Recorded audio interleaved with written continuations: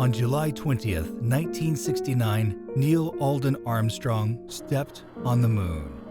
It's one small step for man, one giant leap for mankind. It was also a giant leap for the man himself. A small step stretching all the way from the small town of Wapakoneta, Ohio. Established in 1833, Wapakoneta is nestled among the verdant fields of northwest Ohio. With a population of just over 5,000 in the 1930s, Wapakoneta was a quintessential American farm town. Growing up in northwest Ohio, Armstrong had no way of knowing that one day he would be the first to step on the moon. This feat would fulfill President Kennedy's 1961 decree. I believe that this nation should commit itself to achieving the goal, before this decade is out, of landing a man on the moon and returning him safely to the earth. On October 8, 1929, Viola Engel and Stephen Armstrong married in her parents' farmhouse living room, about 6 miles southwest of Wapakoneta. My parents went through the Great Depression, and they felt like as soon as you could start earning your own money and taking care of your clothes, buying your clothes and pay your own way, that you should start. My mother was smart.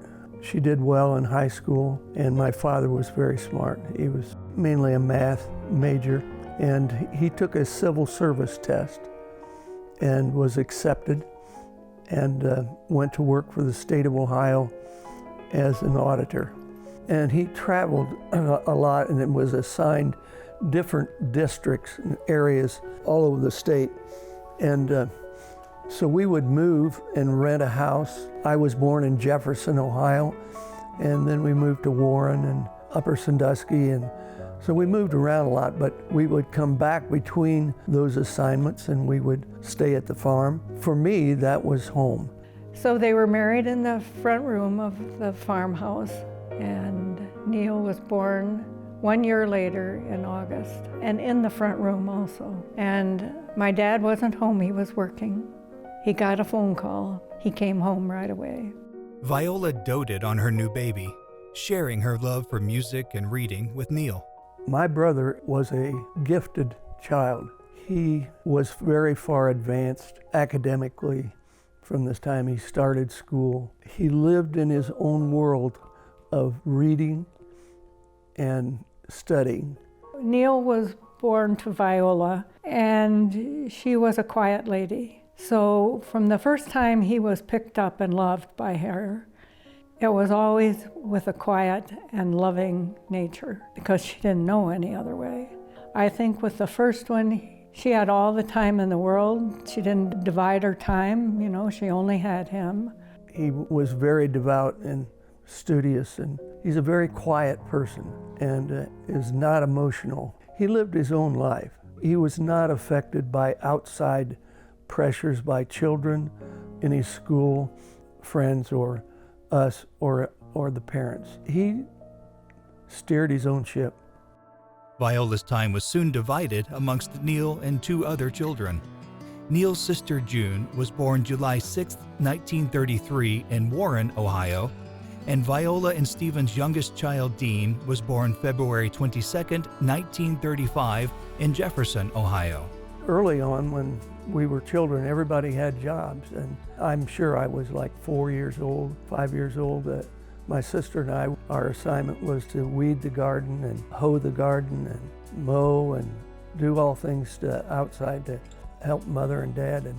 But Neil was not a part of that. He did his own thing. He was very quiet, very studious. He wanted to learn. Neil and Dean and myself, but mostly Neil, didn't ever get in trouble with my parents, because if they corrected him on something, he just didn't answer. And I think he got by with a lot of things because of that, because he didn't answer. He didn't say he didn't do it. He didn't say anything. We just passed over that. My dad took Neil on his first plane ride when he was 6 or 7 years old on a Ford tri-motor. And I believe from that time on, Neil's whole life was centered around flying. He wanted to be a part of that. Gosh, he had a picture of the Wright brothers. It just all fits together like it was meant to be, his whole life.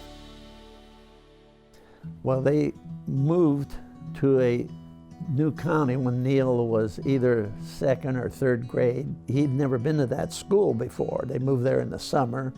And when the day to go to school, he walked into class, and at the end of 6 weeks, he came home with a grade card. And his mother noticed that it was wrong. It says here you're in the third grade and you're supposed to be in the second, or in the fourth and you're supposed to be in the third. They made a mistake, and he says, I don't know. And so they went to the school to find out, and he just didn't know. He just walked in the wrong room and was the top student in that class. And they said, well, he's making all A's here, so let's just keep him in this. And that's how he skipped a grade. Living close to Dayton and the Wright brothers, it did make a difference to Neil because where we lived, we're only about 60 miles from Dayton. And he mentioned it any number of times. And we were all, our whole family was certainly aware of that. Model plane building soon caught his interest, a hobby that he would continue through his college days. Being 5 years younger than Neil, I was not skilled at all in dealing with balsa wood and cutting out parts for planes, but I was a gopher, so anything that he wanted, I was right there to help him build these planes in our room. He had a little table, and he would order these kits, and he would always pay for them himself because he worked mowing the cemetery and trimming. He was an avid designer, builder of balsa airplanes. We were in Upper Sandusky, Ohio. Neil got the brilliant idea. He had this junk plane that he was building that we would open the window and set it on fire and fly that out into the wind. Anyway, the plane caught the grass on fire. We all ran downstairs to stomp out the grass. It was a huge success. Neil, Dean, and I were all involved in flying the airplanes out the window. Now, my mother did not know this. She was downstairs. So we'd fly them out. And according to Neil, he was more interested in how long they would fly. Did I help? Yes. But did I help much? No. Eventually, Neil had the idea to begin testing how weather conditions affected his model airplanes. He is like 12, and he wants to enter into the science fair. So he comes up with this idea of building a wind tunnel. Now, the airplanes he's building have become more and more refined as far as speed and ability to fly. And he says, you go down to the junkyard, and I want you to buy heating pipe, different sizes in diameter and length.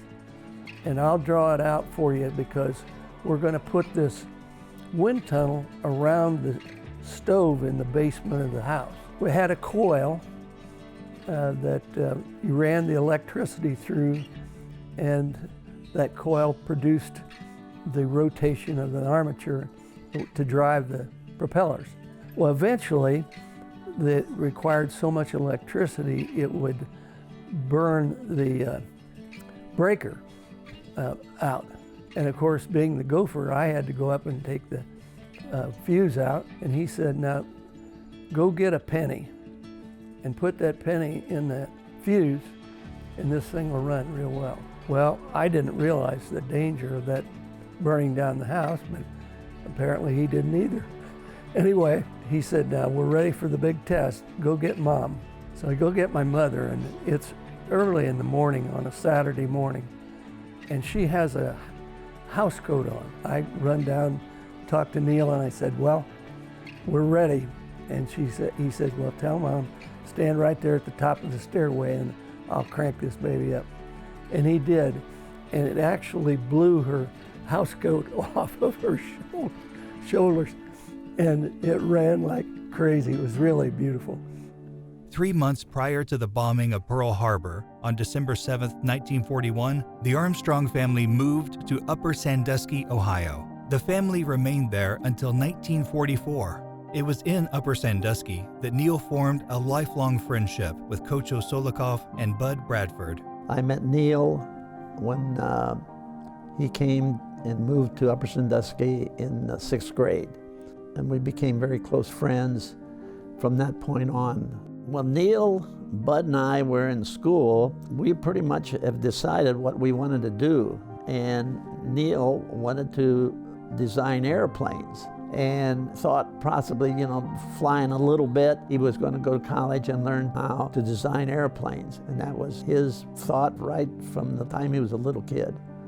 The boys decided to take on part-time jobs. Neil's first job was mowing the lawn at the cemetery in Upper Sandusky. He made 10 cents an hour. He got the job of mowing the cemetery. So he hired me to trim the graves.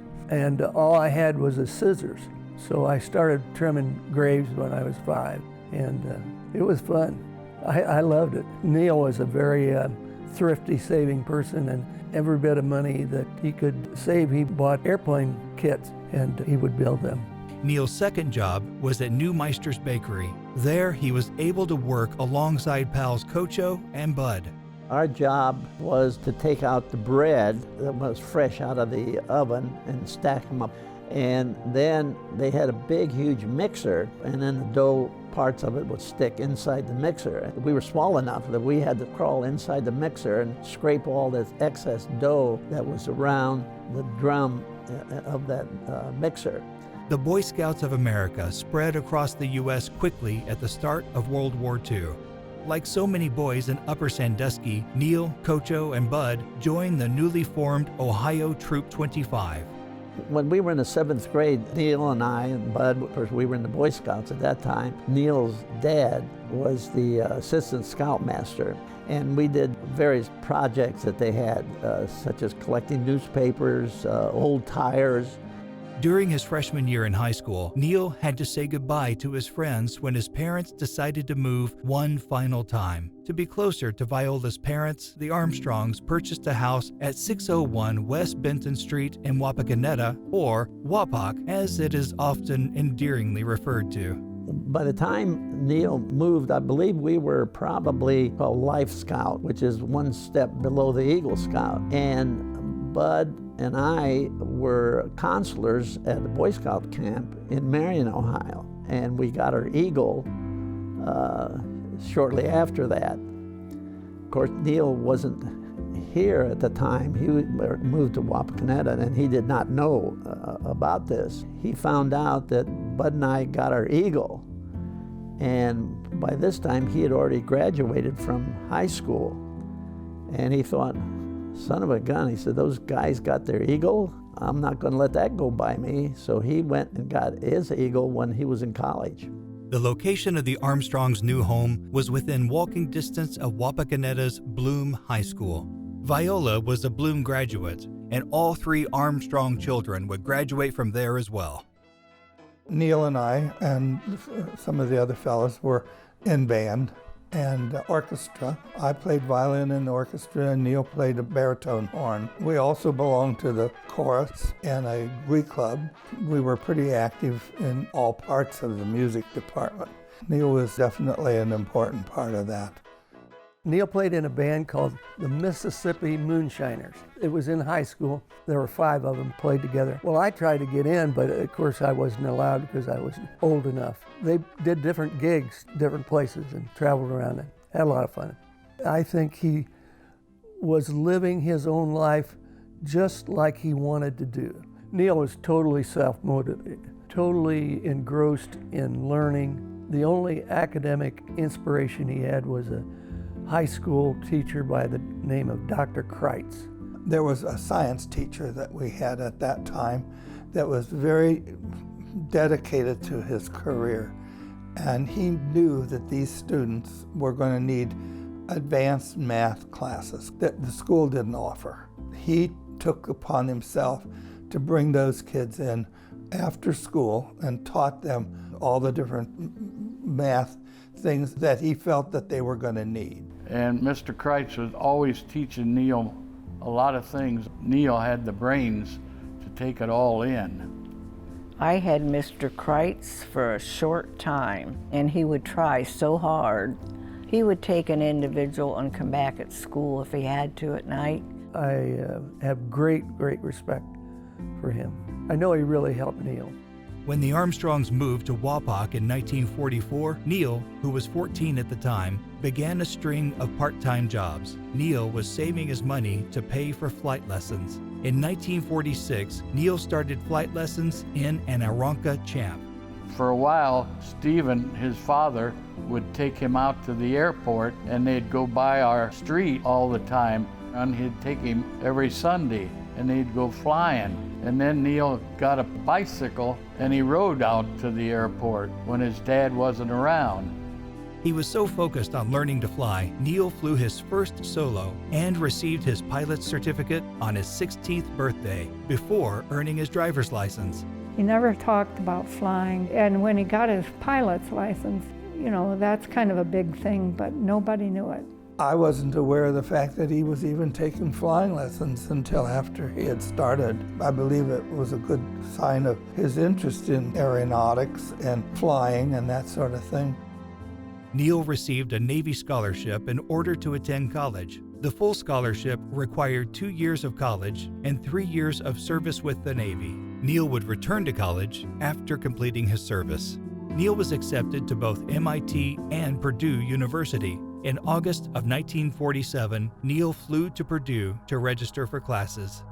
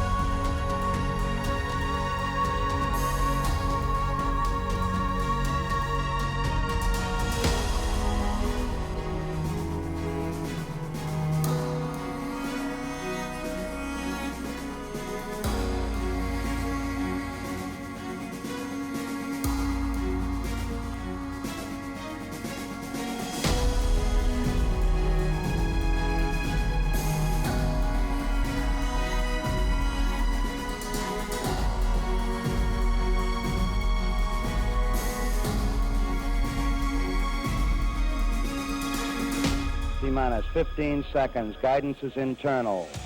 12, 11, 10, 9. Ignition sequence starts.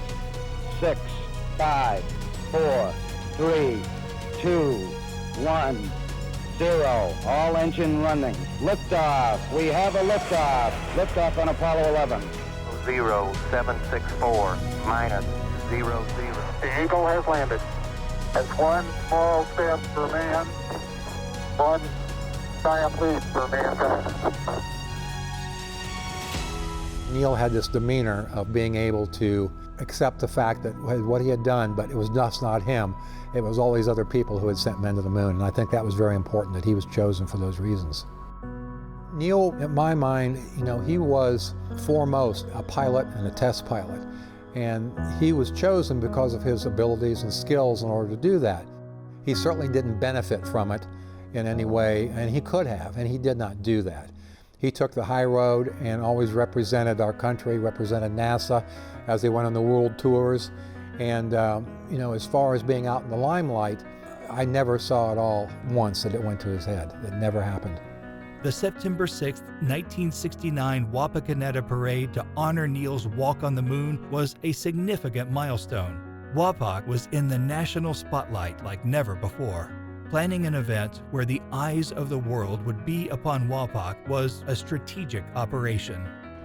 In the spring of 1969, a committee was formed to start planning the homecoming for Neil after the moonwalk, and my husband was selected chairman of that committee. So the next months were very, very busy. Well, after we heard that Neil was an astronaut, I was kind of concerned when the homecoming, and I called NASA and asked them, how many days notice will we have before, if Neil would be allowed to come home to his home community? And they said, well, you'll have 9 days. But plans were just, you know, going full speed ahead. Parade units lined up, celebrities invited. It was such an exciting time for our town and the community. First one I called was Jimmy Owen, was the auto dealership. I said, Jimmy, I said, we need your help. What do you need? I said, well, we need a convertible for every dignitary that we've got that's coming, and we need every dealer represented. And he said, I'll do that for you. And it worked out just wonderful. I wondered, who could we get? And of course, I knew Governor Rhodes pretty well. And he said, I think I can get Bob Hope for you. I said, oh, if you could, I'd appreciate that. The committee would appreciate that. And he called Bob Hope, and Bob Hope said yes right away. Him and his wife both came. One of the things was that Bob Hope was going to be there, and we all smiled that Bob was going to be there. And in fact, we all got to meet him and his family. People said that there were like 30,000, 40,000 people came to Wapak for that parade. There were just thousands and thousands of people. It was fabulous, but it was crazy because you couldn't drive anywhere because people were coming in from all around the country to see Neil Armstrong. I think it was Viola Armstrong that told me, she said there were people even over there pulling grass out of their front yard as souvenirs. It was just crazy. And the thing was, Neil really didn't live at that residence where it was at. They lived at the residence on Benton Street. You would be surprised how much bark was taken off the trees, how much sod was pulled off out of the ground to take as souvenirs. It looked like a hurricane went through there. The big thing I remember about the parade, more than the fact that Neil was there, was it was unbelievably hot. I know that they said that the Purdue Marching Band was there, and I remember them talking about some of the band members passed out because of the heat. It was extremely warm that day, extremely. And there were activities planned for the whole day. There was a breakfast. There was a huge gathering at our football stadium for the children in town. Neil came and spoke to that group. There was a luncheon, and then the parade, and then a dinner that evening.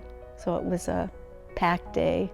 After the parade was over, they did go back to the fairgrounds and had a ceremony there where Neil spoke briefly. And at that point, he was presented with a bronze bust. And we had the Lions and all the service clubs and businesses and the whole county represented there in that parade. And people showed up, and they were just in a good spirit and a good mood. They did a nice job in making floats for the parade. It was an excellent parade. It was a delightful time because everyone was very happy, everyone was clapping, everyone was smiling. I mean, it was good for the community. The people of Wapakoneta finally thought, boy, we've got something here, you know. I think the people in general around here were very proud of Neil with his accomplishment on the moon. Probably more so than what Neil was himself, because Neil was not a PR person. I felt very happy that we were friends of Neil's, that we were friends of the family. Of course, we come from a small town, and a lot of those people knew Neil.